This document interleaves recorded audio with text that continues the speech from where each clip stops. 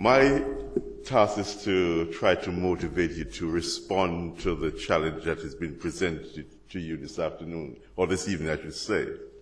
The evidence has been given to you. You have seen it. That this body has been making great changes in the lives of young people. You would agree, wouldn't you? No, you don't sound convinced.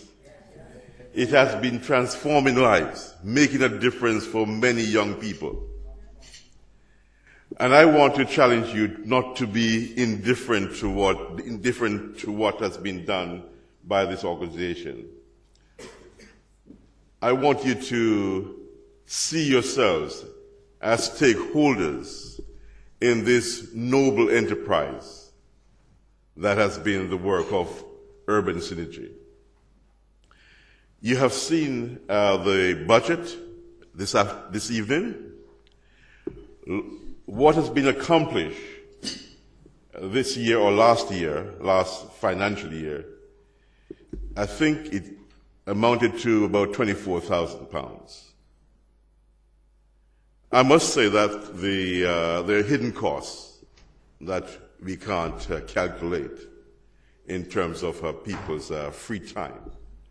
But to run the program for the year amounted to that figure which you saw on the screen. Urban Synergy wants to extend its range of activities, its work. And it can do so, but it requires your support. You've heard from Courtney what he said about the challenges before us as a community. And he sees that education is pivotal to solving the problem within our community. So for education to do that work, it requires resources. And I want to bring to you the scale and the magnitude of the problem that we have as a community. The data we have currently, last year's exam results, and we talk about grades already so many times this evening, and some may say, well, education is not only about grades, but they do matter. The grades and the outcome of the pupils' examinations, it matters to them, it matters to their parents, it matters also to educational institutions, universities. It matters also to employers, the grades. What is it saying for us as a community? Well, currently, approximately 60% of children would attain the 5A star to C GCSE grades, including English and maths. That's the yardstick by which we measure success today at that level. 60%. So it means about 40% of all the children are not succeeding. And that's just the challenge that we have before us in the education system. But for us as a community, the problem is a bit more acute. Because currently, for African Caribbean children, only about 50% or half of our children do succeed in terms of those grades, 5A star to C, including English and maths. It is said that we have a big challenge before us, that if we're going to make education work for children, as been pointed out to us, it is the way forward, then we have to provide the resources to help our children to succeed. And research and other studies have shown that the children who succeed are generally ones who are supported by their parents, by their families, by their communities. And many of our children over the last few decades who have succeeded, they have done so because of the work by supplementary schools, church groups, etc., mentoring groups such as Urban Synergy.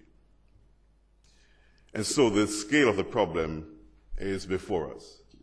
you can do something to help this body to realize its target of 80,000 pounds.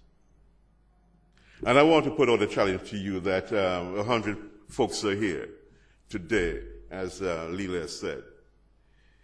Should every one of you contribute 100 pounds per year and get a friend or a family member to do equally, you could, on that individual basis, raise 25% of this target. Of course, the group is targeted other corporate bodies, and you have been told that one has already donated a certain amount to help to run the program. But it is the little put together that can realize that big target. And I want to underscore the point I'm making. I only have one more minute or 60 or 30 seconds left. I want you not to leave here tonight without making a pledge to the organizers that you will give that minimum donation of 100 pounds per year and get a friend to do equally the same. I'm appealing to your heart tonight. And I want that feeling of compassion to come from you. Because, you know, we have a brief story. A man was assaulted and he was left bleeding. And 3 individuals saw that scene. One just passed by. A second went over and looked, but did nothing. But the third had compassion and did something.